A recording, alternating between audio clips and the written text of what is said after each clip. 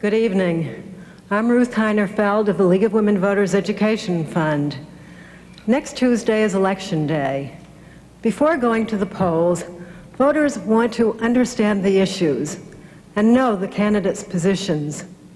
Tonight, voters will have an opportunity to see and hear the major party candidates for the presidency state their views on issues that affect us all. The League of Women Voters is proud to present this presidential debate. Our moderator is Howard K. Smith. Thank you, Mrs. Heinerfeld.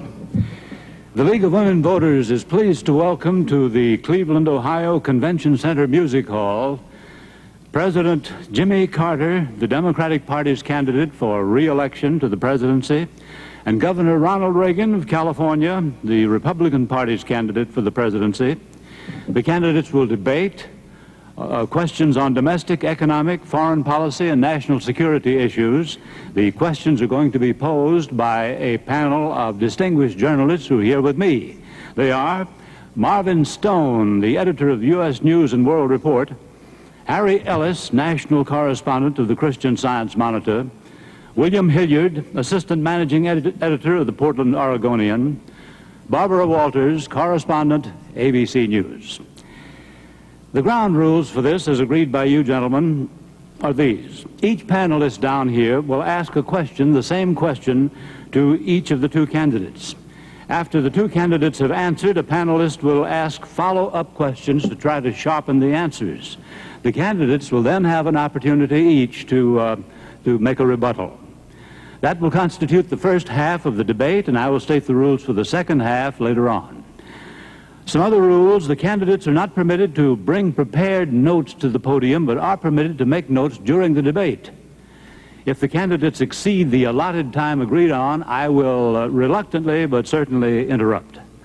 We ask the convention center audience here to abide by one ground rule: please do not applaud or express approval or disapproval during the debate.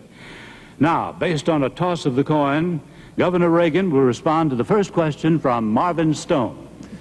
Governor, as you're well aware, the question of war and peace has emerged as a central issue in this campaign. In the give and take of recent weeks, President Carter has been criticized for responding late to aggressive Soviet impulses, for insufficient buildup of our armed forces, and a paralysis in dealing with Afghanistan and Iran.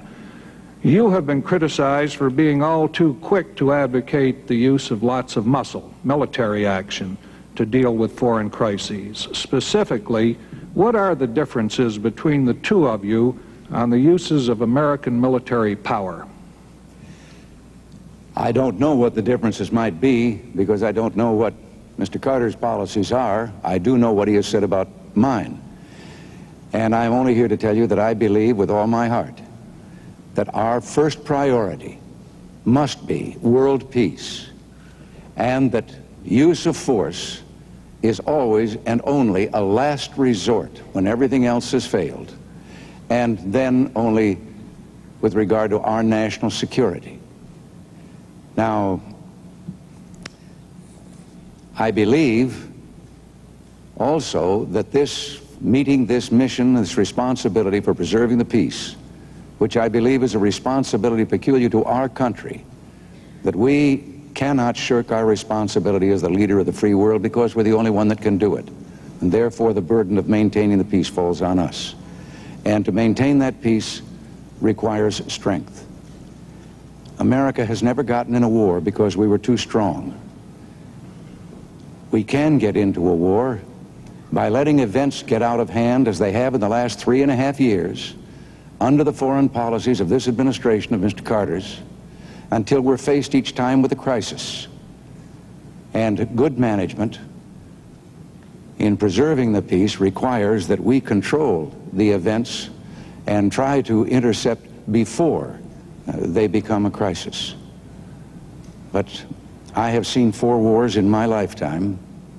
I'm a father of sons. I have a grandson. I don't ever want to see another generation of young Americans bleed their lives into sandy beachheads in the Pacific, or rice paddies and jungles in Asia, or the muddy, bloody battlefields of of Europe. Mr. Stone, do you have a follow-up question for the governor? Yes, Governor, we've been hearing that the defense buildup that you would associate yourself with would cost tens of billions of dollars more than is now contemplated. And assuming that the American people are ready to bear this cost, they nevertheless keep asking the following question.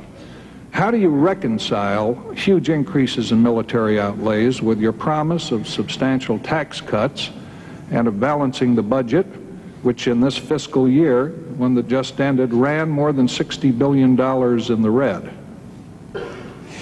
Mr. Stone, I have submitted an economic plan that I've worked out in concert with a number of fine economists in this country, all of whom approve it and believe that over a 5-year projection, this plan can permit the extra spending for needed refurbishing of our defensive posture, that it can provide for a balanced budget by 1983, if not earlier, and that we can afford, along with the cuts that I have proposed in government spending, we can afford the tax cuts I have proposed, and probably mainly because Mr. Carter's economic policy has built into the next 5 years and on beyond that a tax increase that will be taking $86 billion more next year out of the people's pockets than was taken this year. And my tax cut does not come close to eliminating that $86 billion increase. I'm only reducing the amount of the increase.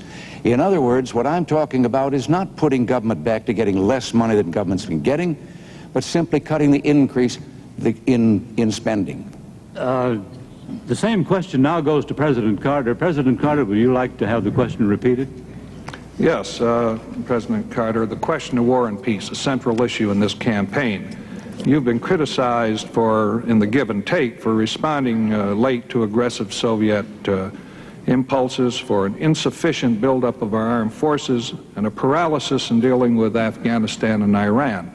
Governor Reagan, on the other hand, has been criticized for being all too quick to advocate the use of lots of muscle military action to deal with foreign crises such as I've mentioned. Specifically, what are the differences between the two of you on the uses of American military power?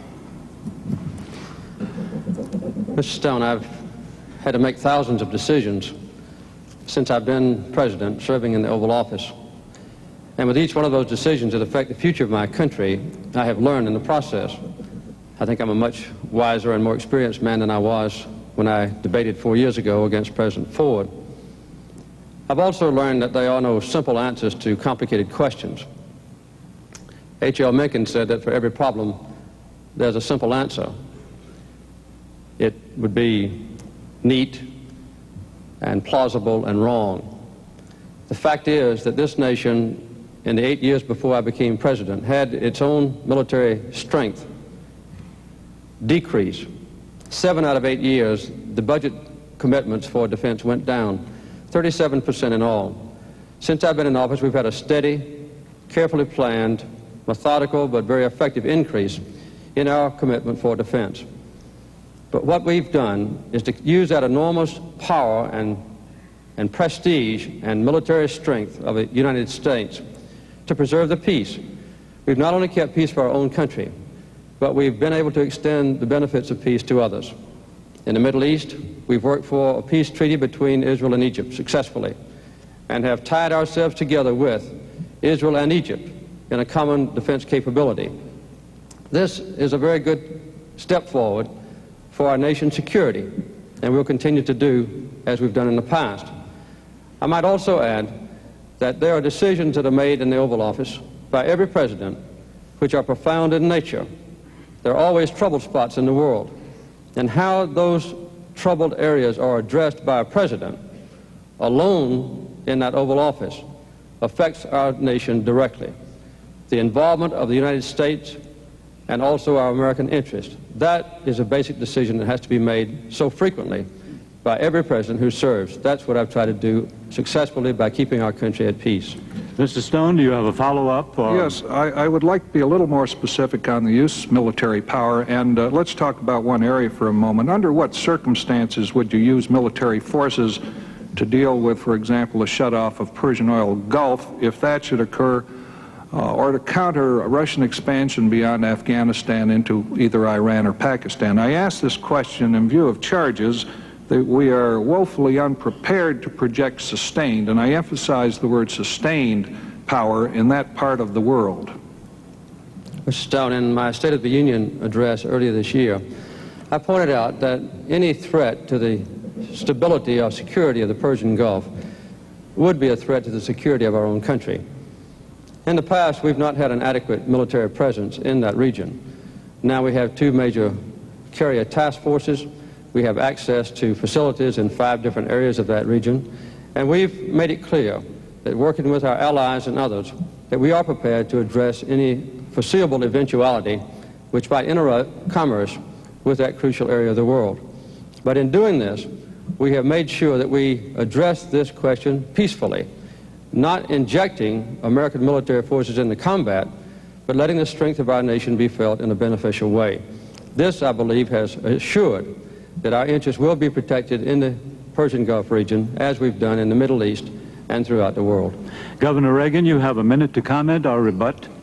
Well, yes, I question the figure about the decline in defense spending under the 2 previous administrations in the preceding 8 years to this administration. I would call to your attention that we were in a war that wound down during those 8 years, which of course made a change in military spending because of turning from war to peace. I also would like to point out that Republican presidents in those years, faced with a Democratic majority in both houses of the Congress, found that their requests for defense budgets were very often cut. Now, Gerald Ford left a 5-year projected plan for a military buildup to restore our defenses, and President Carter's administration reduced that by 38%, cut 60 ships out of the Navy building program that had been proposed, and stopped the B-1, delayed the cruise missile, stopped the production line for the Minuteman missile, stopped the Tridents, or delayed the Tridents submarine, and now is planning a mobile military force that can be delivered to various spots in the world, which does make me question his assaults on whether I am the one that is quick to look for use of force. President Carter, you have the last word on this question. Well, there are various elements of defense. One is to control nuclear weapons, which I hope we'll get to later on, because that's the most important single issue in this campaign. Another one is how to address troubled areas of the world. I think habitually Governor Reagan has advocated the injection of military forces into troubled areas, when I and my predecessors, both Democrats and Republicans, have advocated resolving those troubles and those difficult areas of the world peacefully, diplomatically, and through negotiation.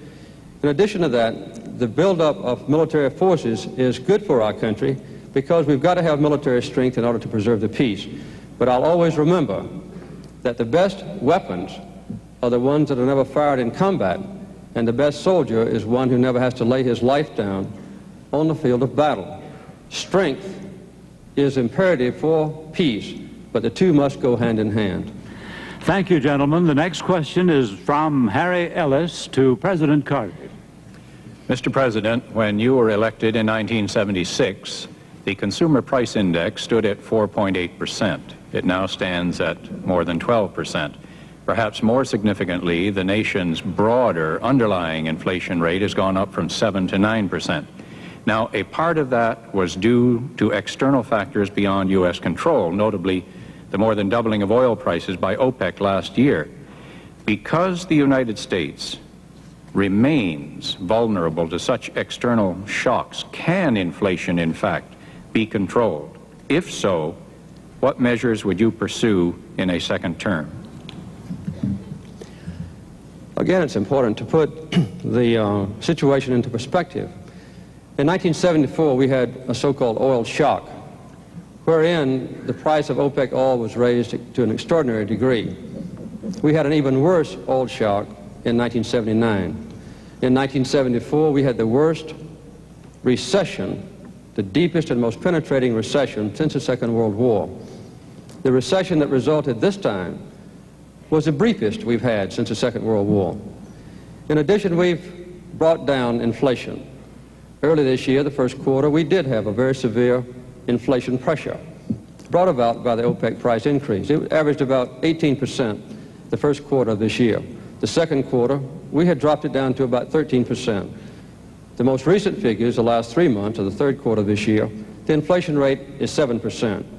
Still too high, but it illustrates very vividly that in addition to providing an enormous number of jobs, 9 million new jobs in the last 3.5 years, that the inflationary threat is still urgent on us.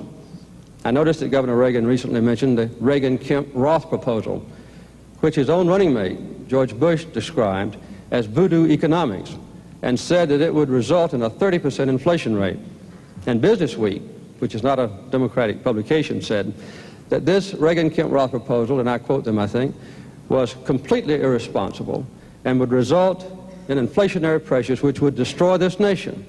So our proposals are very sound and very carefully considered to stimulate jobs, to improve the industrial complex of this country, to create tools for American workers, and at the same time would be anti-inflationary in nature. So to add 9 million new jobs, to control inflation, and to plan for the future with the energy policy now intact as a foundation is our plan for the years ahead. Mr. Ellis, do you have a follow-up question from Mr. Carter? Yes, Mr. President, you have mentioned the creation of 9 million new jobs. At the same time, the unemployment rate still hangs high, as does the inflation rate. Now, I wonder, can you tell us what additional policies you would pursue in a second administration in order to try to bring down that inflation rate? And would it be an act of leadership to tell the American people they're going to have to sacrifice to adopt a leaner lifestyle for some time to come? Yes, we have demanded that the American people sacrifice, and they've done very well. As a matter of fact, we are importing today about 1/3 less oil from overseas than we did just a year ago. We've had a 25% reduction since the first year I was in office. At the same time, as I said earlier, we have added about 9 million net new jobs in that period of time, a record never before achieved. Also, the new energy policy has been predicated on 2 factors. One, conservation, which requires sacrifice, and the other one, increase in production of American energy, which is going along very well. More coal this year than ever before in history. More oil and gas wells drilled this year than ever before in history. The new economic revitalization program that we have in mind, which will be implemented next year, would result in tax credits which would let business invest in new tools and new factories to create even more new jobs, about 1 million in the next 2 years. And we also have planned a youth employment program which would encompass 600,000 jobs for young people. This has already passed the House, now has an excellent prospect to pass the Senate. Now the same question goes to Governor Reagan. Governor Reagan, would you like to have the question repeated? Governor Reagan, during the past 4 years, the consumer price index has risen from 4.8% to currently over 12%. And perhaps more significantly, the nation's broader underlying rate of inflation has gone up from 7 to 9%. Now, a part of that has been due to external factors beyond U.S. control, and notably the more than doubling of OPEC oil prices last year, which leads me to ask you whether, since the United States remains vulnerable to such external shocks, can inflation in fact be controlled? If so, specifically what measures would you pursue? Mr. Ellis, I think this idea that has been spawned here in our country that inflation somehow came upon us like a plague and therefore it's uncontrollable and no one can do anything about it is entirely spurious, and it's dangerous to say this to the people. When Mr. Carter became president, inflation was 4.8%, as you said. It had been cut in 2 by President Gerald Ford. It is now running at 12.7%. President Carter also has spoken of the new jobs created. Well, we always, with the normal growth in our country and increase in population, increase the number of jobs. But that can't hide the fact that there are 8 million men and women out of work in America today, and 2 million of those lost their jobs in just the last few months. Mr. Carter had also promised that he would not use unemployment as a tool to fight against inflation. And yet his 1980 economic message stated that we would reduce productivity and gross national product and increase unemployment in order to get a handle on inflation, because in January, at the beginning of the year, it was more than 18%. Since then, he has blamed to the people for inflation OPEC, He's blamed the Federal Reserve System. He has blamed the lack of productivity of the American people. He has then accused the people of living too well, and that we must share in scarcity, we must sacrifice and get used to doing with less. We don't have inflation because the people are living too well. We have inflation because the government is living too well. And the last statement, just a few days ago, was a speech to the effect that we have inflation because government revenues have not kept pace with government spending. I see my time is running out here. I'll have to get this down very fast. Yes, you can lick inflation by increasing productivity and by decreasing the cost of government to the place that we have balanced budgets and are no longer grinding out printing press money, flooding the market with it because the government is spending more than it takes in. And my economic plan calls for that. The President's economic plan calls for increasing the taxes to the point that we finally take so much money away from the people that we can balance the budget in that way. But we will have a very poor nation and a very unsound economy if we follow that path. A follow-up, Mr. Ellis?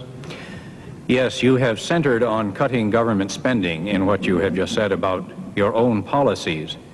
You have also said that you would increase defense spending. Specifically, where would you cut government spending if you were to increase defense spending and also cut taxes so that presumably federal revenues would shrink? Well, most people, when they think about cutting government spending, they think in terms of eliminating necessary programs or wiping out some service that government is supposed to perform. I believe that there is enough extravagance and fat in government. As a matter of fact, one of the secretaries of HEW under Mr. Carter testified that he thought there was $7 billion worth of fraud and waste in welfare and in the medical programs associated with it. We've had the General Accounting Office estimate that there is probably tens of billions of dollars that is lost in fraud alone, and they have added that waste adds even more to that. We have a program for a gradual reduction of government spending based on these theories, and I have a task force now that has been working on where those cuts could be made. I'm confident that it can be done and that it will reduce inflation because I did it in California. And inflation went down below the national average in California when we returned money to the people and reduced government spending. President Carter. Governor Reagan's proposal, the Reagan-Kemp-Roth proposal, is one of the most highly inflationary ideas that ever has been presented to the American public. He would actually have to cut government spending by at least $130 billion in order to balance the budget under this ridiculous proposal. I noticed that his task force is working for his future plans, had some of their ideas revealed in the Wall Street Journal this week. One of those ideas was to repeal the minimum wage. And several times this year, Governor Reagan has said that the major cause of unemployment is the minimum wage. This is a heartless kind of approach to the working families of our country, which is typical of many Republican leaders in the past, but I think has been accentuated under Governor Reagan. In California, I'm surprised Governor Reagan brought this up, he had the 3 largest tax increases in the history of that state under his administration. He more than doubled state spending while he was governor, 122% increase, and had between a 20 and 30% increase in the number of employees. Sorry to interrupt, in Mr. California. Carter. Thank you, sir. It's Governor Reagan has the last word on this question. Yes. The figures that the President has just used about California is a distortion of the situation there, because while I was governor of California, our spending in California increased less per capita than the spending in Georgia while Mr. Carter was governor of Georgia in the same 4 years. The size of government increased only 1/6 in California of what it increased in proportion to population in Georgia. And the idea that my tax cut proposal is inflationary, I would like to ask the President, why is it inflationary to let the people keep more of their money and spend it the way they'd like, and it isn't inflationary to let him take that money and spend it the way he wants? I wish that question need not be rhetorical, but it must be because we run out of time on that. Now, the third question to Governor Reagan from William Hilliard. Yes, Governor Reagan, the decline of our cities has been hastened by the continual rise in crime, strained race relations, the fall in the quality of public education, the persistence of abnormal poverty in a rich nation, and a decline in the services to the public. The signs seem to point toward a deterioration that could lead to the establishment of a permanent underclass in the cities. What specifically would you do in the next 4 years to reverse this trend? I have been talking to a number of congressmen who have much the same idea that I have, and that is that in the inner city areas, that in cooperation with local government and with national government and using tax incentives and with cooperation with the private sector, that we have development zones. Let the local entity, the city, declare this particular area based on the standards of the percentage of people on welfare, unemployed, and so forth in that area. And then through tax incentives, induce the creation of businesses providing jobs and so forth in those areas.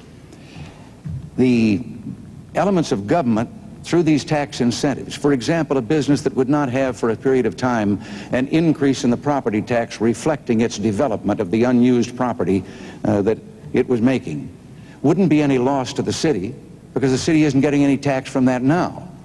And there would simply be a delay, and on the other hand, many of the people that would then be given jobs are presently wards of the government, and it wouldn't hurt to give them a tax incentive because that wouldn't be costing government anything either. I think there are things to do in this regard. I stood in the South Bronx on the exact spot that President Carter stood on in 1977. You have to see it to believe it. It looks like a bombed-out city. Great gaunt skeletons of buildings, windows smashed out, painted on one of them, unkept promises, on another despair.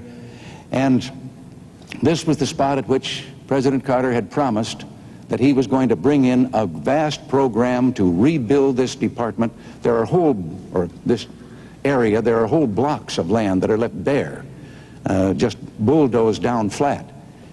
And nothing has been done, and they are now charging to take tourists through there to see this terrible desolation. I talked to a man just briefly there who asked me one simple question: do I have reason to hope that I can someday take care of my family again? Nothing has been done. Follow up, Mr. Hilliard. Yes, Governor Reagan. Blacks and other non-whites are increasing in numbers in our cities. Many of them feel that they are facing a hostility from whites that prevents them from joining the economic mainstream of our society.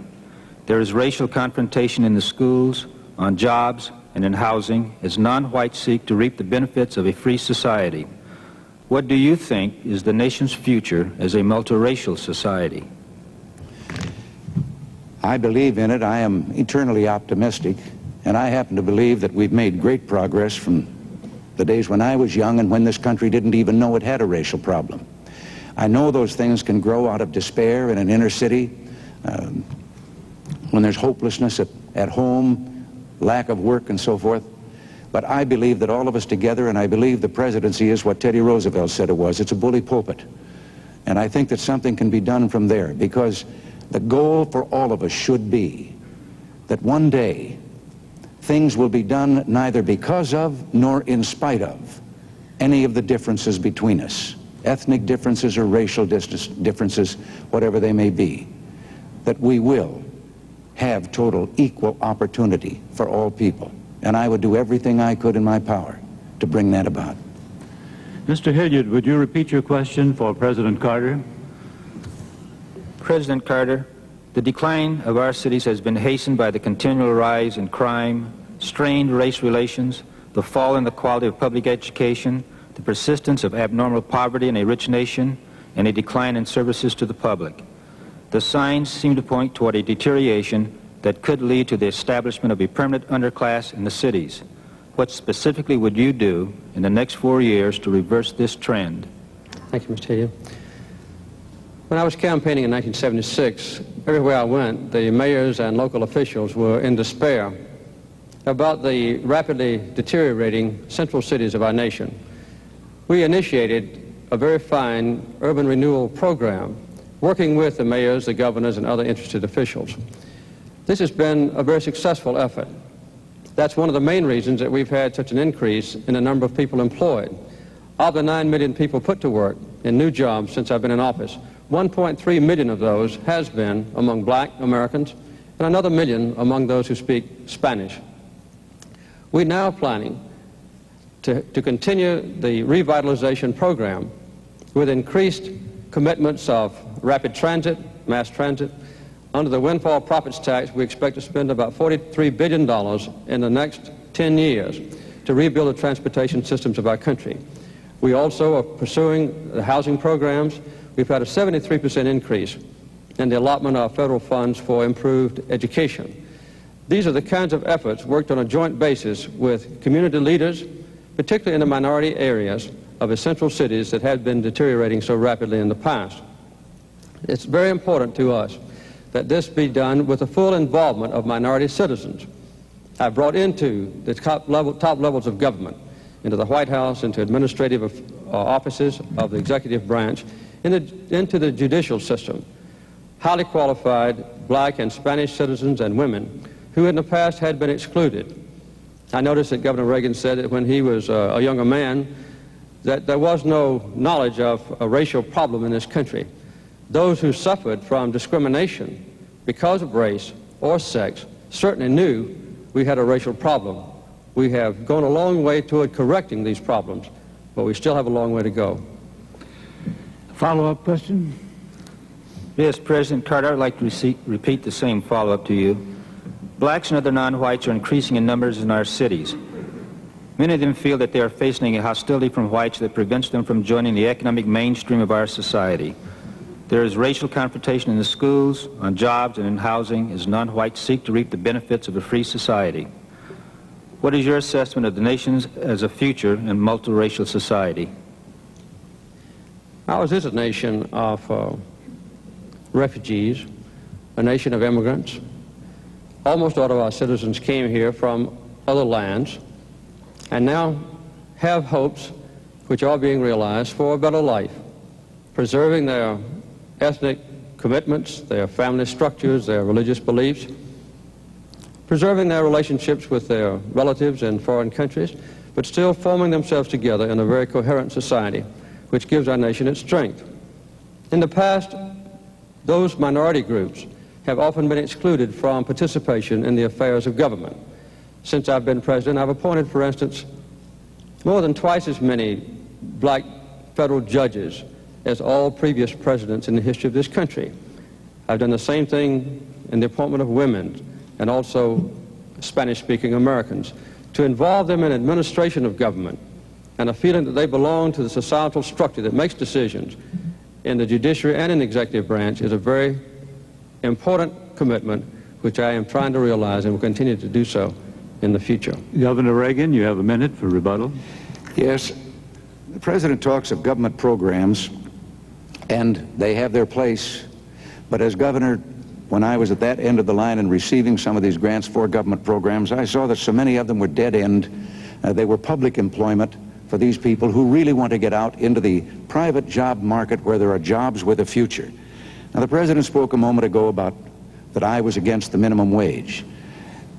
I wish he could have been with me when I sat with a group of teenagers who were black and who were telling me about their unemployment problems, and that it was the minimum wage that had done away with the jobs that they once could get. And indeed, every time it is increased, you will find that there is an increase in minority unemployment among young people. And therefore, I have been in favor of a separate minimum for them. With regard to the great progress that has been made with this government spending, the rate of black unemployment in Detroit, Michigan is 56%. President Carter, you have the last word on this question. Well, it's obvious that we still have a long way to go in fully incorporating the minority groups into the mainstream of American life. We have made good progress, and there's no doubt in my mind that the commitment to unemployment compensation, the minimum wage, welfare, national health insurance, those kinds of commitments that have typified the Democratic Party since ancient history in this country's political life are a very important element of the future. In all those elements, Governor Reagan has repeatedly spoken out against them, which to me shows a very great insensitivity to giving deprived families a better chance in life.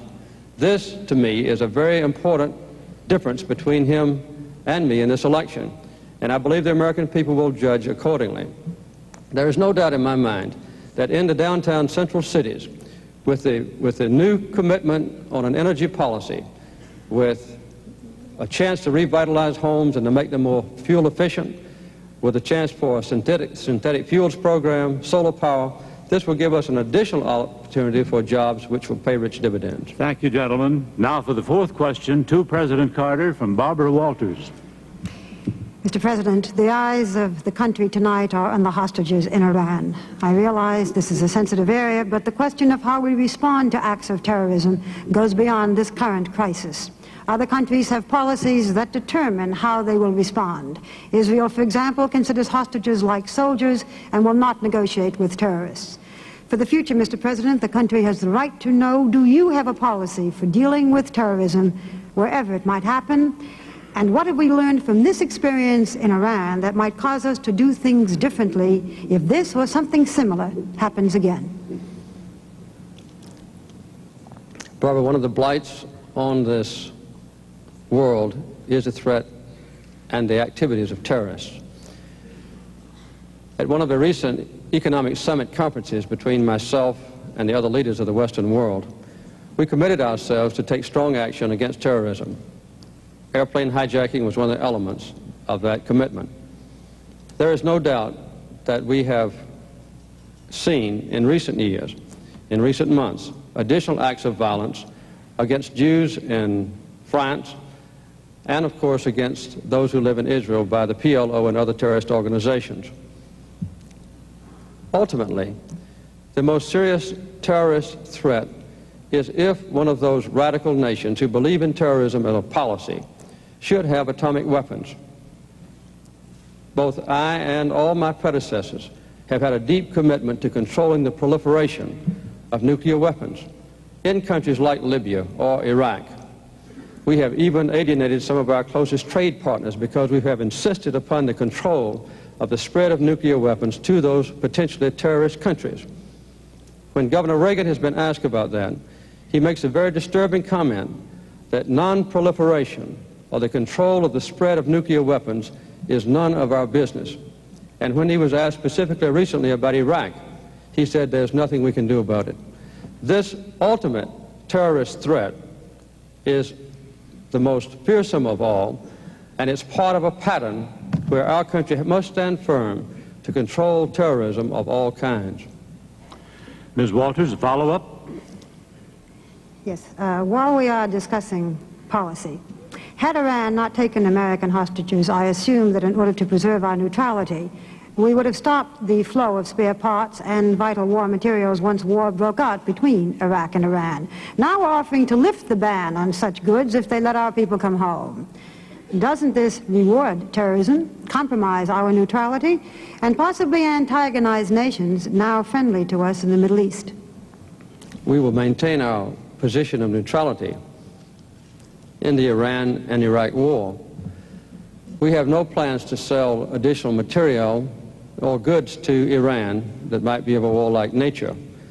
When I made my decision to stop all trade with Iran as a result of the taking of our hostages, I announced then and have consistently maintained since then that if the hostages are released safely, that we would make delivery on those items which Iran owns, which they have bought and paid for.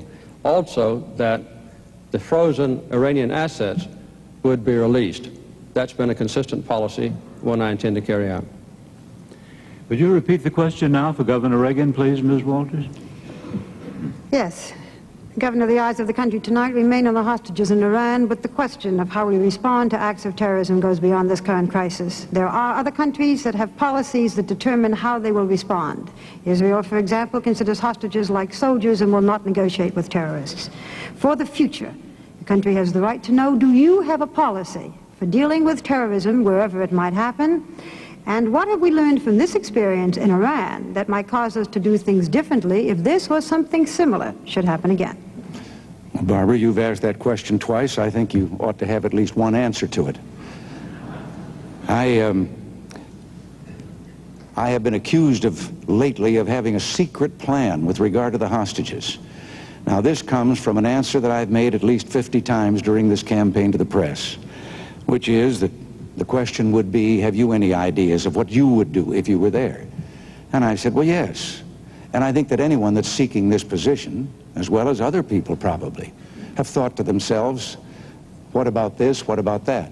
These are just ideas of what I would think of if I were in that position and had access to the information in which I would know all the options that were open to me. I have never answered the question, however, second, the one that says, well, tell me, what are some of those ideas? First of all, I would be fearful that I might say something that was presently underway or in negotiations and thus expose it and endanger the hostages. And sometimes I think some of my ideas might involve quiet diplomacy where you don't say in advance or say to anyone what it is you're thinking of doing. Your question is difficult to answer because in the situation right now, no one wants to say anything that would inadvertently delay in any way the return of those hostages if there is a chance that they're coming home soon, or that might cause them harm. What I do think should be done, once they are safely here with their families and that tragedy is over, and we've endured this humiliation for just lacking 1 week of a year now, then I think it is time for us to have a complete investigation as to the diplomatic efforts that were made in the beginning, why they have been there so long, and when they come home, what did we have to do in order to bring that about, what arrangements were made. And I would suggest that Congress should hold such an investigation. In the meantime, I'm going to continue praying that they'll come home. Follow-up question. Well, I would like to say that neither candidate answered specifically the question of a specific policy for dealing with terrorism, but I will ask Governor Reagan a different follow-up question. You've had suggested that there would be no Iranian crisis had you been president, because we would have given firmer support to the Shah. But Iran is a country of 37 million people who are resisting a government they regarded as dictatorial. My question is not whether the Shah's regime was preferable to the Ayatollahs, but whether the United States has the power or the right to try to determine what form of government any country will have, and do we back unpopular regimes whose major merit is that they are friendly to the United States? The degree of unpopularity of a regime, when the choice is total authoritarianism, totalitarianism, I should say, in the alternative government, makes one wonder whether you are being helpful to the people. And we've been guilty of that. Because someone didn't meet exactly our standards of human rights, even though they were an ally of ours, instead of trying patiently to persuade them to change their ways, we have, in a number of instances, aided a revolutionary overthrow which results in complete totalitarianism instead for those people. And I think that this is a kind of a hypocritical policy when at the same time we're maintaining a détente with the one nation in the world where there are no human rights at all, the Soviet Union. Now, there was a second phase in the Iranian affair in which we had something to do with that. And that was we had adequate warning that there was a threat to our embassy, and we could have done what other embassies did, either strengthen our security there or remove our personnel before the kidnap and the takeover took place. Governor, I'm sorry, I must interrupt. President Carter, you have a minute for rebuttal. I didn't hear any comment from Governor Reagan about what he would do to stop or to reduce terrorism in the future.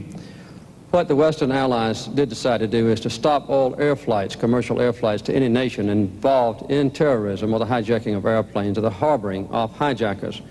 Secondly, we all committed ourselves, as have all my predecessors in the Oval Office, not to permit the spread of nuclear weapons to a terrorist nation or to any other nation that does not presently have those weapons or capabilities for explosives. Third, not to make any sales of material or weapons to a nation which is involved in terrorist activities. And lastly, not to deal with the PLO until and unless the PLO recognizes Israel's right to exist and recognizes UN Resolution 242 as a basis for Middle East peace. These are a few of the things to which our nation is committed, and we will continue with these commitments. Governor Reagan, you have the last word on that question. Yes, I have no quarrel whatsoever with the things that have been done because I believe it is high time that the civilized countries of the world made it plain that there is no room worldwide for terrorism. There will be no negotiation with terrorists of any kind. And while I have a last word here, I would like to correct a misstatement of fact by the President. I have never made the statement that he suggested about nuclear proliferation, and nuclear proliferation or the trying to halt it would be a major part of a foreign policy of mine. Thank you, gentlemen. That is the first half of the debate. Now the rules for the second half, quite simple. They're only complicated when I explain them. In second half, the panelists with me will have no follow-up questions. Instead, after the panelists have asked a question the candidates have answered, each of the candidates will have 2 opportunities to follow up, to question, to rebut, or just to comment on his opponent's statement. Governor Reagan will respond in this section to the first question from Marvin Stone. Governor Reagan, arms control. The President said it was the single most important issue. Both of you have expressed the desire to end the nuclear arms race with Russia, but by methods that are vastly different. You suggest that we scrap the SALT II treaty already negotiated and intensify the buildup of American power to induce the Soviets to sign a new treaty, one more favorable to us. Yes. President Carter, on the other hand, says he will again try to convince a reluctant Congress to ratify the present treaty on the grounds it's the best we can hope to get. Now, both of you cannot be right. Will you tell us why you think you are? Yes, I think I'm right because I believe that we must have a consistent foreign policy, a strong America, and a strong economy. And then, as we build up our national security to restore our margin of safety, we at the same time try to restrain the Soviet buildup, which has been going forward at a rapid pace and for quite some time. The SALT II treaty was the result of negotiations that Mr. Carter's team entered into after he had asked the Soviet Union for a discussion of actual reduction of nuclear strategic weapons. And his emissary, I think, came home in 12 hours with having heard a very definite niet. But taking that one no from the Soviet Union, we then went back into negotiations on their terms because Mr. Carter had canceled the B-1 bomber, delayed the MX, delayed the Trident submarine, delayed the cruise missile, shut down the missile man, the Minuteman missile production line, and whatever other things that might have been done. The Soviet Union sat at the table knowing that we had gone forward with unilateral concessions without any reciprocation from them whatsoever. Now, I have not blocked the SALT II treaty, as Mr. Carter and Mr. Mondale suggest that I have. It has been blocked by a Senate in which there is a Democratic majority. Indeed, the Senate Armed Services Committee voted 10-0 with 7 abstentions against the SALT II treaty and declared that it was not in the national security interests of the United States, besides which it is illegal, because the law of the land passed by Congress says we cannot accept a treaty in which we are not equal. And we're not equal in this treaty for one reason alone. Our B-52 bombers are considered to be strategic weapons. Their backfire bombers are not. Governor, I have to interrupt you at that point. The time's up for that. But the same question now to President Carter. Yes, President Carter, both of you have expressed the desire to end the nuclear arms race with Russia, but through vastly different methods. The governor suggests we scrap the SALT II treaty, which you negotiated in Vienna, signed in Vienna, intensify the buildup of American power to induce the Soviets to sign a new treaty, one more favorable to us. You, on the other hand, say you will again try to convince a reluctant Congress to ratify the present treaty on the grounds it is the best we can hope to get from the Russians. You cannot both be right. Will you tell us why you think you are? Yes, I'll be glad to. Inflation, unemployment, the cities, all very important issues, but they pale into insignificance in the life and duties of a president when compared with the control of nuclear weapons. Every president who has served in the Oval Office since Harry Truman has been dedicated to the proposition of controlling nuclear weapons, to negotiate with the Soviet Union, balanced, controlled, observable, and then reducing levels of atomic weaponry. There is a disturbing pattern in the attitude of Governor Reagan. He has never supported any of those arms control agreements. The limited test ban, SALT I, nor the anti-ballistic missile treaty, nor the Vladivostok treaty negotiated with the Soviet Union by President Ford, and now he wants to throw into the wastebasket a treaty to control nuclear weapons on a balanced and equal basis between ourselves and the Soviet Union, negotiated over a 7-year period by myself and my 2 Republican predecessors. The Senate has not voted yet on the Strategic Arms Limitation Treaty.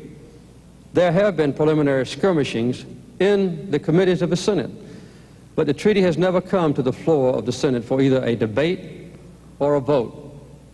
It's understandable that a senator in the preliminary debates can make an irresponsible statement, or maybe an ill-advised statement. You've got 99 other senators to correct that mistake, if it is a mistake.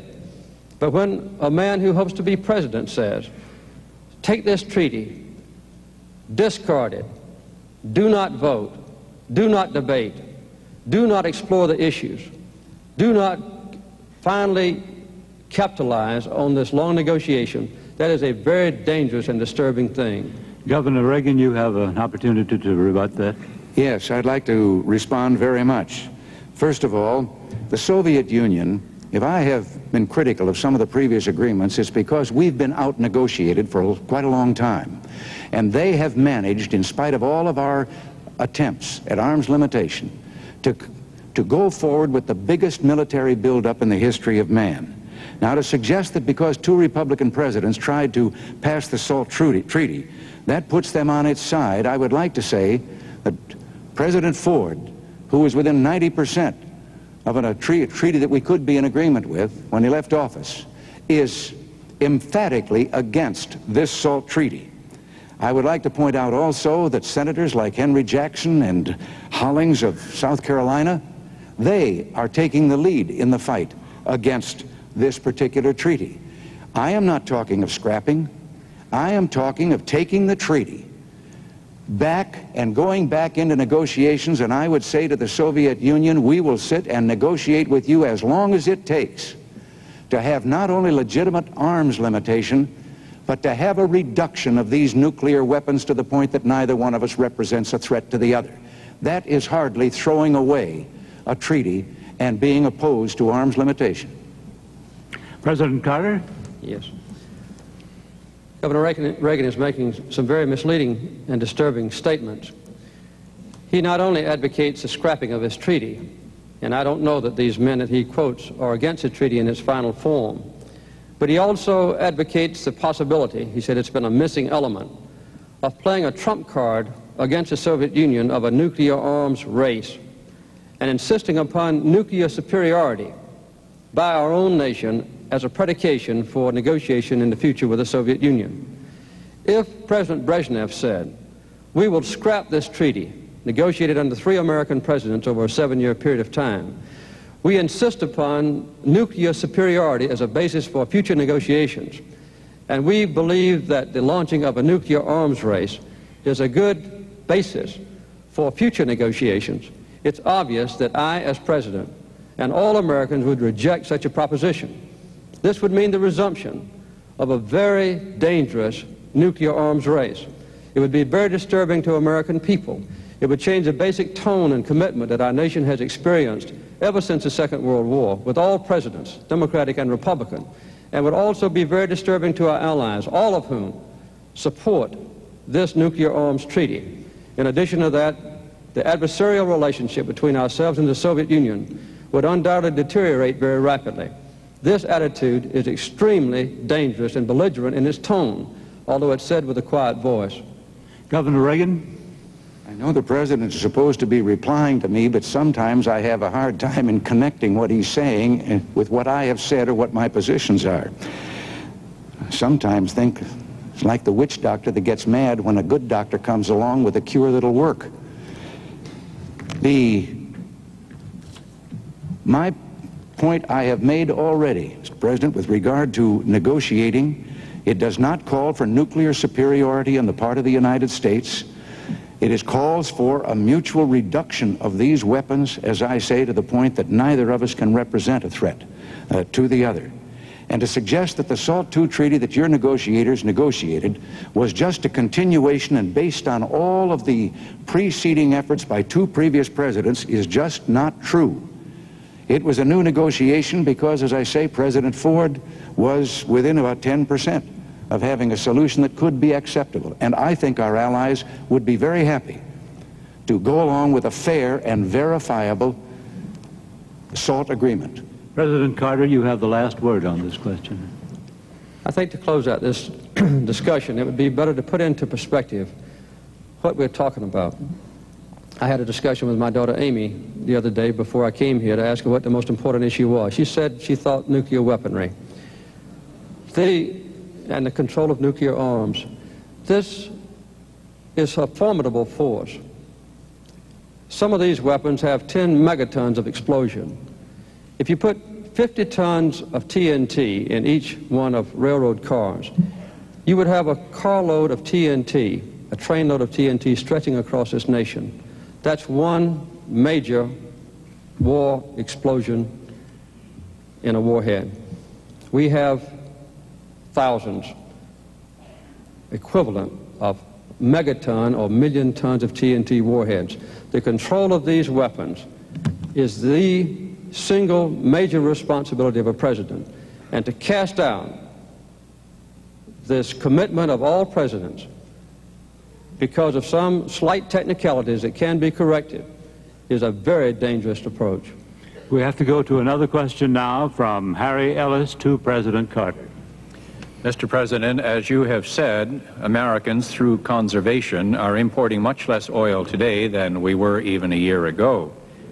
Yet, U.S. dependence on Arab oil as a percentage of total imports is today much higher than it was at the time of the 1973 Arab oil embargo. And for some time to come, the loss of substantial amounts of Arab oil could plunge the U.S. into depression. Now, this means that a bridge must be built out of this dependence.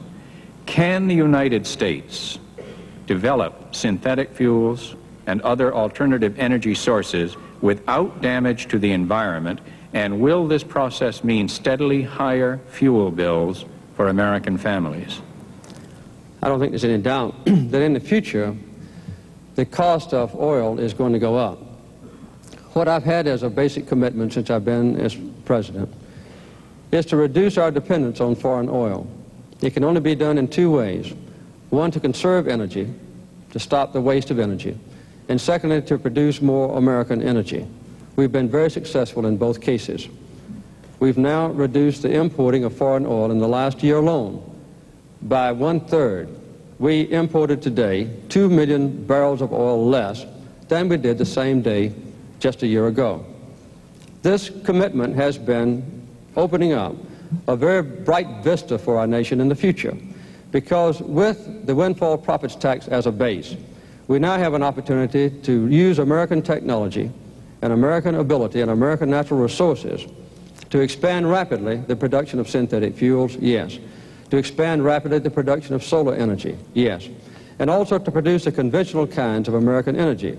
We will drill more oil and gas wells this year than any year in history. We will produce more coal this year than any year in history.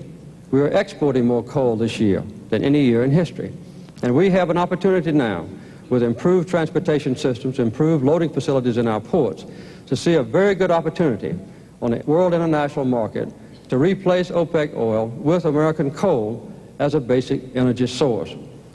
This exciting future will not only give us more energy security, but will also open up vast opportunities for Americans to live a better life and to have millions of new jobs associated with this new and very dynamic industry now in prospect because of the new energy policy that we've put into effect. Would you repeat the question now for Governor Reagan? Governor Reagan, Americans, through conservation, are importing much less oil today than we were even a year ago. And yet, U.S. reliance on Arab oil as a percentage of total imports is much higher today than it was during the 1973 Arab oil embargo. And the substantial loss of Arab oil could plunge the United States into depression. The question is whether the development of alternative energy sources in order to reduce this dependence can be done without damaging the environment, and will it mean for American families steadily higher fuel bills? I'm not so sure that it means steadily higher fuel costs, but I do believe that this nation has been portrayed for too long a time to the people as being energy poor when it is energy rich. The coal that the President mentioned, yes, we have it, and yet 1/8 of our total coal resources is not being utilized at all right now. The mines are closed down. There are 22,000 miners out of work. Most of this is due to regulations which either interfere with the mining of it or prevent the burning of it. With our modern technology, yes, we can burn our coal within the limits of the Clean Air Act. I think as technology improves, we'll be able to do even better with that. The other thing is that we have only leased out and begun to explore 2% of our outer continental shelf for oil, where it is believed by everyone familiar with that fuel and that source of energy that there are vast supplies yet to be found. Our government has, in the last year or so, taken out of multiple use millions of acres of public lands that once were, while they were public lands, subject to multiple use exploration for minerals and so forth. It is believed that probably 70% of the potential oil in the United States is probably hidden in those lands, and no one is allowed to even go and explore to find out if it is there. This is particularly true of the recent efforts to shut down part of Alaska. Nuclear power, there were 36 power plants planned in this country. And let me add the word safety. It must be done with the utmost of safety. But 32 of those have given up and canceled their plans to build, and again, because government regulations and permits and so forth make it take more than twice as long to build a nuclear plant in the United States as it does to build one in Japan or in Western Europe. We have the sources here. We are energy rich, and coal is one of the great potentials we have. President Carter, your comment? Yes, sir. To repeat myself, we have this year the opportunity, which we'll realize, to produce 800 million tons of coal, an unequaled record in the history of our country. Governor Reagan says that this is not a good achievement, and he blames restraints on coal production on regulations that affect the life and the health and safety of miners, and also regulations that protect the purity of our air and the quality of our water and our land. We cannot cast aside those regulations. We have a chance in the next 15 years, insisting upon the health and safety of workers in the mines, and also preserving the same high air and water pollution standards to triple the amount of coal we produce. Governor Reagan's approach to our energy policy, which has already proven its effectiveness, is to repeal or to change substantially the windfall profits tax, to return a major portion of $227 billion back to the oil companies, to do away with the Department of Energy, to short-circuit our synthetic fuels program, to put a minimal emphasis on solar power, to emphasize strongly nuclear power plants as a major source of energy in the future. He wants to put all our eggs in one basket and give that basket to the major oil companies. Governor Reagan. That is a misstatement, of course, of my position. I just happen to believe that free enterprise can do a better job of producing the things that people need than government can. The Department of Energy has a multi-billion-dollar budget in excess of $10 billion. It hasn't produced a quart of oil or a lump of coal or anything else in the line of energy. And for Mr. Carter to suggest that I want to do away with the safety laws and with the laws that pertain to clean water and clean air and so forth, as governor of California, I took charge of passing the strictest air pollution laws in the United States, the strictest air quality law that has ever been adopted in the United States, and we created an OSHA, an Occupational Safety and Health Agency for the protection of employees, before the federal government had one in place, and to this day, not one of its decisions or rulings has ever been challenged. So I think some of those charges are missing the point. I am suggesting that there are literally thousands of unnecessary regulations that invade every facet of business and indeed very much of our personal lives, that are unnecessary, that government can do without, that have added $130 billion to the cost of production in this country, and that are contributing their part to inflation. And I would like to see us a little more free as we once were. President Carter, another crack at that? Sure. As a matter of fact, the air pollution standard laws that were passed in California were passed over the objections of Governor Reagan. And this is a very well-known fact. Also, recently, when someone suggested that the Occupational Safety and Health Act should be abolished, Governor Reagan responded, amen. The offshore drilling rights is a question that Governor Reagan raises often. As a matter of fact, in the proposal for the Alaska lands legislation, 100% of all the offshore lands would be open for exploration, and 95% of all the Alaska lands where it is suspected or believed that minerals might exist. We have, with our 5-year plan for the leasing of offshore lands, proposed more land to be drilled than has been opened up for drilling since this program first started in 1954. So we're not putting restraints on American exploration. We're encouraging it in every way we can. Governor Reagan, you have the last word on this question. Yes. If it is a well-known fact that I opposed air pollution laws in California, the only thing I can possibly think of is that the President must be suggesting the law that the federal government tried to impose on the state of California, not a law, regulations, that would have made it impossible to drive an automobile within the city limits of any California city, or have a place to put it if you did drive it against their regulations. It would have destroyed the economy of California. And I must say we had the support of Congress when we pointed out how ridiculous this attempt was by the Environmental Protection Agency. We still have the strictest air control or air pollution laws in the country. As for offshore oiling, only 2% now is so leased and is producing oil. The rest, as to whether the lands are going to be opened in the next 5 years or so, we're already 5 years behind in what we should be doing. There is more oil now in the wells that have been drilled than has been taken out in the 121 years that they've been drilled. Thank you, Governor. Thank you, Mr. President. The next question goes to Governor Reagan from William Hilliard. Governor Reagan, wage earners in this country, especially the young, are supporting a Social Security system that continues to affect their income drastically. The system is fostering a struggle between the young and the old and is drifting the country toward a polarization of these two groups.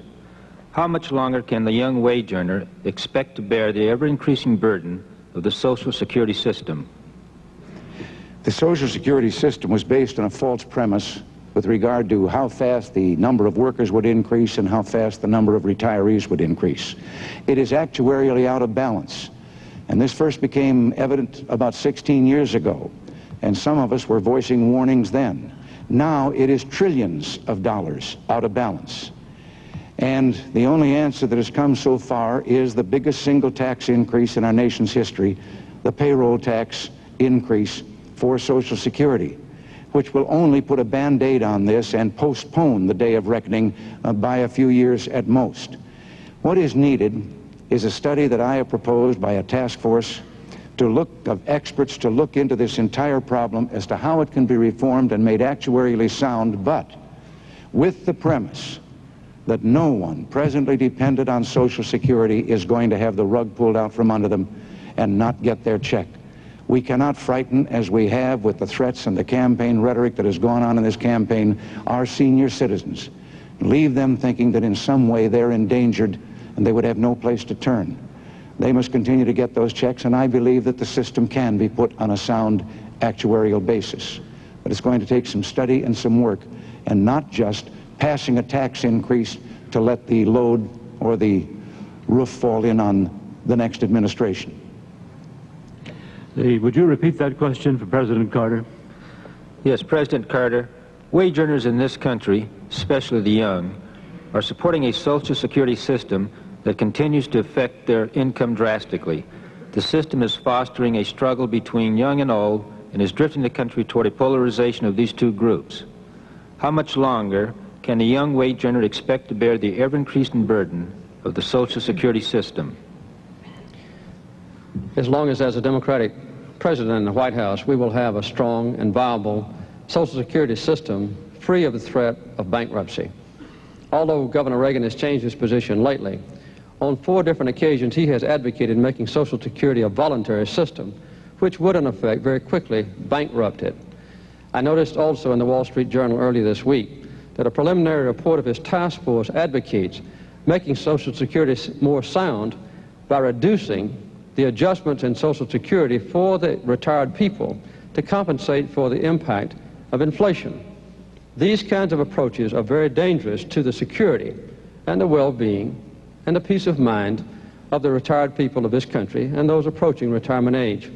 But no matter what it takes in the future to keep Social Security sound, it must be kept that way. And although there was a serious threat to the Social Security system and its integrity during the 1976 campaign and when I became president, the action of the Democratic Congress working with me has been to put Social Security back on a sound financial basis. That's the way it will stay.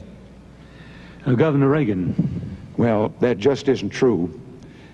It, as I said, delayed the actuarial imbalance falling on us for just a few years with that increase in taxes, and I don't believe we can go on increasing the tax because the problem for the young people today is that they're paying in far more than they can ever expect to get out. Now, again, this statement that somehow I wanted to destroy it and I just changed my tune, that I was for voluntary Social Security, which would mean the ruin of it. Mr. President, the voluntary thing that I suggested many years ago was that a young man, orphaned and raised by an aunt, who died, his aunt was ineligible for Social Security insurance because she was not his mother. And I suggested that if this is an insurance program, certainly the person who's paying in should be able to name his own beneficiaries. And that's the closest I've ever come to anything voluntary with Social Security. I, too, am pledged to a Social Security program that will reassure these senior citizens of ours they're going to continue to get their money. There are some changes I'd like to make. I would like to make a change that discriminates in the regulations against a wife who works and finds that she then is faced with a choice between her father or her husband's benefits if he dies first, or what she has paid in, but it does not recognize that she has also been paying in herself and she is entitled to more than she presently can get. I'd like to change that. President Carter's rebuttal now. Right. These constant suggestions that the basic Social Security system should be changed does cause concern and consternation among the aged of our country. It's obvious that we should have a commitment to them that Social Security benefits should not be taxed and that there would be no peremptory change in the standards by which Social Security payments are made to the retired people. We also need to continue to index the Social Security payments so that if inflation rises, the Social Security payments would rise a commensurate degree to let the buying power of the Social Security check continue intact. In the past, the relationship between Social Security and Medicare has been very important to provide some modicum of aid for senior citizens in the retention of health benefits. Governor Reagan, as a matter of fact, began his political career campaigning around this nation against Medicare. Now we have an opportunity to move toward national health insurance with an emphasis on the prevention of disease, an emphasis on outpatient care, not inpatient care, an emphasis on hospital cost containment to hold down the cost of hospital care for those who are ill, an emphasis on catastrophic health insurance, so that if a family is threatened with being wiped out economically because of a very high medical bill, then the insurance would help pay for it. These are the kind of elements of a national health insurance important to the American people. Governor Reagan, again, typically is against such a proposal. Governor? There you go again. When I opposed Medicare, there was another piece of legislation meeting the same problem before the Congress. I happened to favor the other piece of legislation and thought that it would be better for the senior citizens and provide better care than the one that was finally passed. I was not opposing the principle of providing care for them. I was opposing one piece of legislation as versus another. There is something else about Social Security, of course, that doesn't come out of the payroll tax. It comes out of the general fund that something should be done about.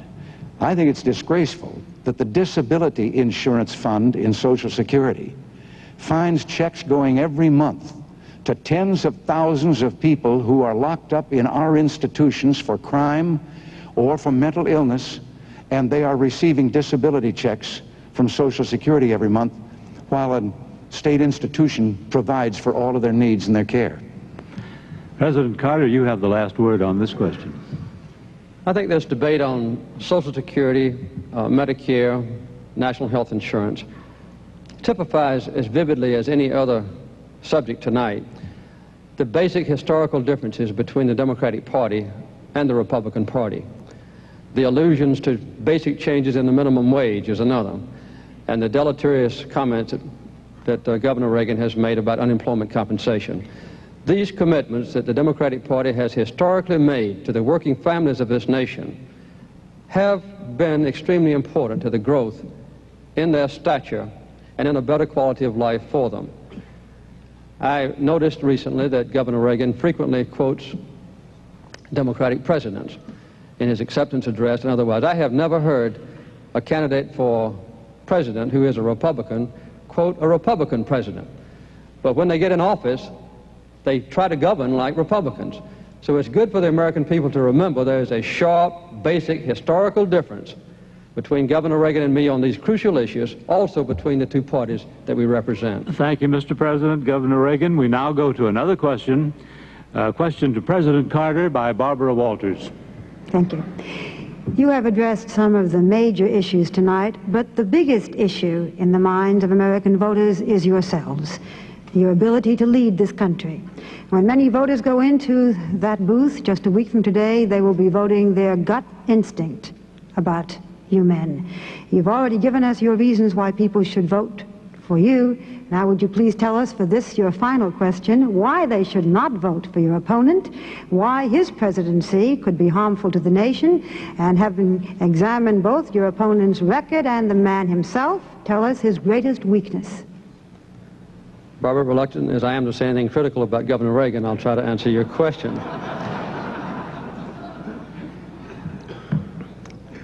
First of all is the historical perspective that I've just described. This is a contest between a Democrat and the mainstream of my party, as exemplified by the actions that I've taken in the Oval Office the last 4 years, as contrasted with Governor Reagan, who in most cases does typify his party, but in some cases there is a radical departure by him from the heritage of Eisenhower and others. The most important, crucial difference in this election campaign, in my judgment, is the approach to the control of nuclear weaponry and the inclination to control or not to control the spread of atomic weapons to other nations that don't presently have it, particularly the terrorist nations. The inclination that Governor Reagan has exemplified in many troubled times since he's been running for president, I think since 1968, to inject American military forces in places like North Korea, to put a blockade around Cuba this year, or in some instances to project American forces into a fishing dispute against the small nation of Ecuador on the west coast of South America. This is typical of his long-standing inclination on the use of American power not to resolve disputes diplomatically and peacefully, but to show that the exercise of military power is best proven by the actual use of it. Obviously, no president wants war, and I certainly do not believe that Governor Reagan, if he were president, would want war. But a president in the Oval Office has to make a judgment on almost a daily basis about how to exercise the enormous power of our country for peace through diplomacy, or in a careless way, in a belligerent attitude, which has exemplified his attitudes in the past. Barbara, would you repeat the question for Governor Reagan? Yes, thank you. Realizing that you may be equally reluctant to speak ill of your opponent, may I ask why people should not vote for your opponent, why his presidency could be harmful to the nation, and having examined both your opponent's record and the man himself, could you tell us his greatest weakness? Well, Barbara, I believe that there is a fundamental difference, and I think it has been evident in most of the answers that Mr. Carter has given tonight, that he seeks the solution to anything as another opportunity for a federal government program. I happen to believe that the federal government has usurped powers and autonomy and authority that belongs back at the state and local level. It has imposed on the individual freedoms of the people, and that there are more of these things that could be solved by the people themselves if they were given a chance, or by the levels of government that were closer to them. Now, as to why I should be and he shouldn't be, when he was a candidate in 1976, President Carter invented a thing he called the misery index. He added the rate of unemployment and the rate of inflation, and it came at that time to 12.5 under President Ford. And he said that no man with that size misery index had a right to seek re-election to the presidency. Today, by his own decision, the misery index is in excess of 20%. And I think this must suggest something. But when I have quoted a Democrat president, as the president says, I was a Democrat. I said many foolish things back in those days. But the president that I quoted had made a promise, a Democrat promise, and I quoted him because it was never kept. And today you would find that that promise is at the very heart of what republicanism represents in this country today. And that's why I believe there are going to be millions of Democrats that are going to vote with us this time around, because they too want that promise kept. It was a promise for less government and less taxes and more freedom for the people. President Carter. Yes. I mentioned the radical departure of Governor Reagan from the principles or ideals or historical perspective of his own party. I don't think this can be better illustrated than in the case with guaranteeing women equal rights under the Constitution of our nation. For 40 years, the Republican Party platforms called for guaranteeing women equal rights with a constitutional amendment. 6 predecessors of mine who served in the Oval Office called for this guarantee of women's rights. Governor Reagan and the new Republican Party has departed from this commitment. A very severe blow to the opportunity for women finally to correct discrimination under which they have suffered. When a man and a woman do the same amount of work, a man gets paid $1, a woman only gets paid 59 cents. And the Equal Rights Amendment only says that equality of rights shall not be abridged for women by the federal government or by the state governments. That's all it says. A simple guarantee of equality of opportunity, which typifies the Democratic Party and which is a very important commitment of mine, as contrasted with Governor Reagan's radical departure from the long-standing policies of his own party. Governor Reagan. Yes. Mr. President, once again, I happen to be against the amendment because I think the amendment will take this problem out of the hands of elected legislators and put it in the hands of unelected judges. I am for equal rights, and while you have been in office for 4 years and not one single state, and most of them have a majority of Democratic legislators, has added to the ratification or voted to ratify the Equal Rights Amendment, while I was governor more than 8 years ago, I found 14 separate instances where women were discriminated against in the body of California law, and I had passed and signed into law 14 statutes that eliminated those discriminations. including the economic ones that you have just mentioned, equal pay and so forth. I believe that if in all these years that we've spent trying to get the amendment, that we'd spent as much time correcting these laws as we did in California, and we were the first to do it. If I were president, I would also now take a look at the hundreds of federal regulations which discriminate against women and which go right on while everyone is looking for an amendment. I would have someone ride herd in those regulations, and we'd start eliminating those discriminations in the federal government against women. President Carter. Yes. Howard, I'm a Southerner, and I share the basic beliefs of my region about an excessive government intrusion into the private affairs of American citizens and also into the private affairs of the free enterprise system. One of the commitments that I made was to deregulate the major industries of this country. We've been remarkably successful with the help of the Democratic Congress. We've deregulated the air industry, the rail industry, the trucking industry, financial institutions, now working on the communications industry. In addition to that, I believe this element of discrimination is something that the South has seen so vividly as a blight on our region of the country, which has now been corrected. Not only racial discrimination, but discrimination against people that have to work for a living. Because we have been trying to pick ourselves up by our bootstraps since the long Depression years and lead a full and useful life in the affairs of this country. We've made remarkable success. It's part of my consciousness and my commitment to continue this progress. So my heritage as a Southerner, my experience in the Oval Office, convinces me that what I've just described is a proper course for the future. Governor Reagan, yours is the last word. Well, my last word is again to say that we were talking about this very simple amendment in women's rights. And I make it plain again, I am for women's rights. But I would like to call the attention of the people to the fact that that so-called simple amendment could be used by mischievous men to destroy discriminations that properly belong by law to women, respecting the physical differences between the two sexes, labor laws that protect them against doing things that would be physically harmful to them. Those could all be challenged by men, and the same would be true with regard to combat service in the military and so forth. I thought that was the subject we were supposed to be on, but if we're talking about how much we think about the working people and so forth, I'm the only fellow that ever ran for this job who was 6 times president of his own union and still has a lifetime membership in that union.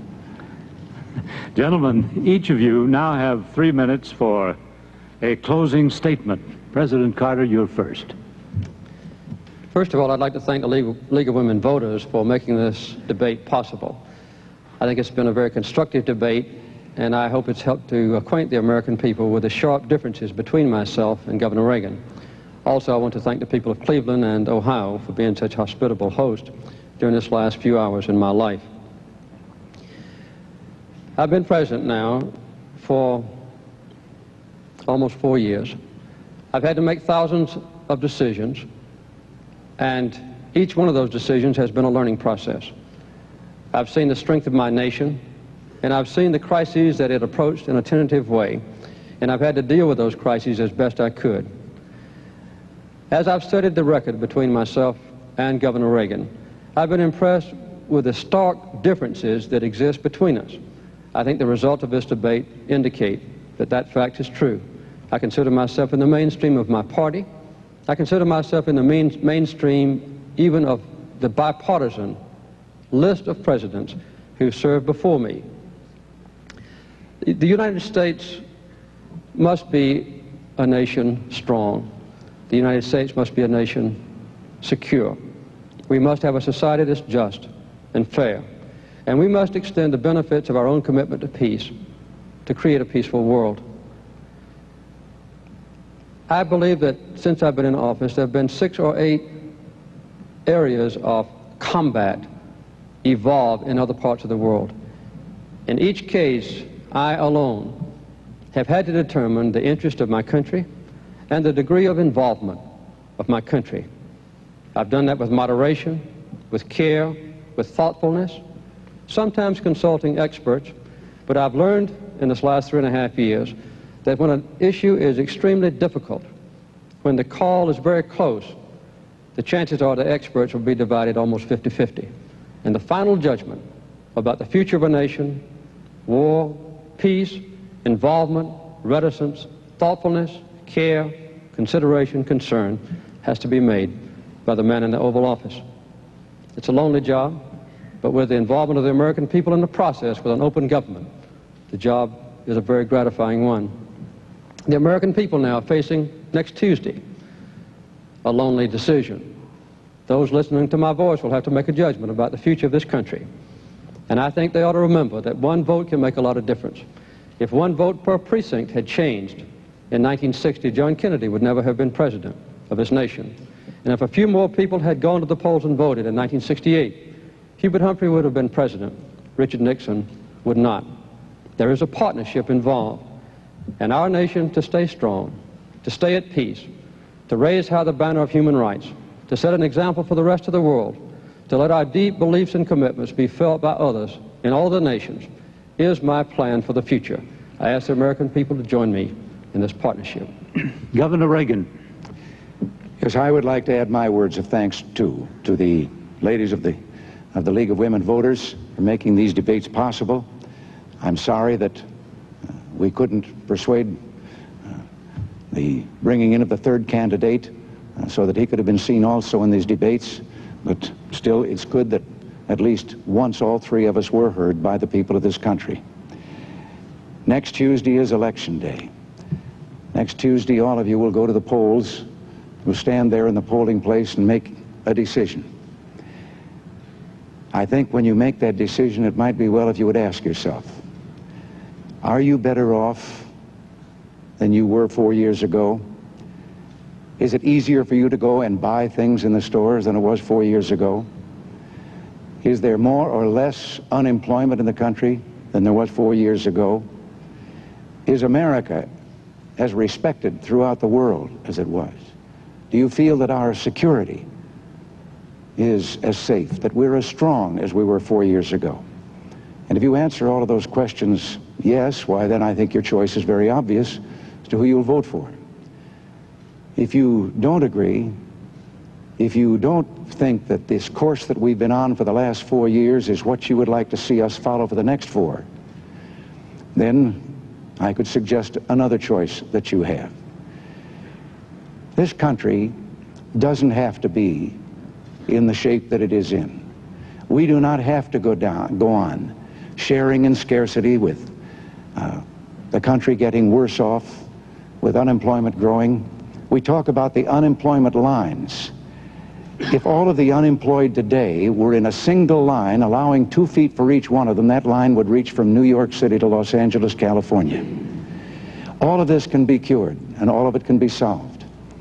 I have not had the experience that the President has had in holding that office, but I think in being governor of California, the most populous state in the Union, if it were a nation, it would be the 7th ranking economic power in the world. I too had some lonely moments and decisions to make. I know that the economic program that I have proposed for this nation in the next few years can resolve many of the problems that trouble us today. I know because we did it there. We cut the cost, the increased cost of government, the increase in half over the 8 years. We returned $5.7 billion in tax rebates, credits, and cuts to our people. We, as I've said earlier, fell below the national average in inflation when we did that. And I know that we did give back authority and autonomy to the people. I would like to have a crusade today, and I would like to lead that crusade with your help. And it would be one to take government off the backs of the great people of this country and turn you loose again to do those things that I know you can do so well because you did them and made this country great. Thank you. Gentlemen, ladies and gentlemen, for 60 years the League of Women Voters has been committed to citizen education and effective participation of Americans in governmental and political affairs. The most critical element of all in that process is an informed citizen who goes to the polls and who votes. On behalf of the League of Women Voters now, I would like to thank President Carter and Governor Reagan.